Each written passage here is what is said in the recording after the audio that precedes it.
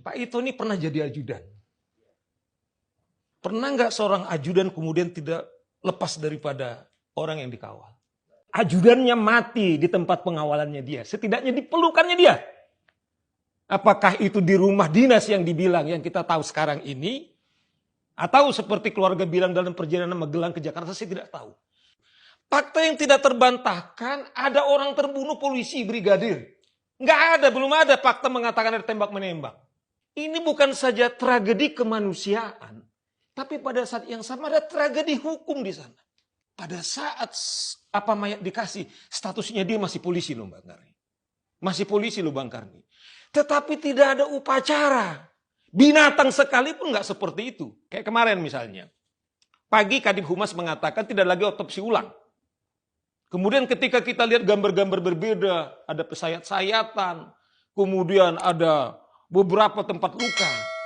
Kemudian Mabes membuat konferensi pers. Kami memenuhi supaya otopsi ulang itu kemudian akan dilakukan karena keluarga.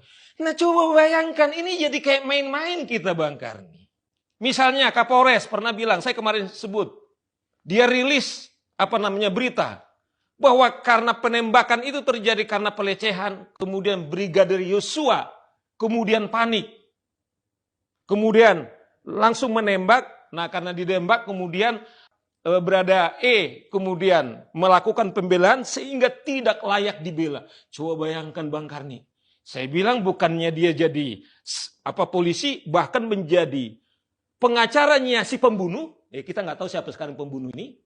Tetapi sekaligus jadi hakim. Nah, saya bisa memahami sekali apa yang disampaikan Bang Saur ya Pak.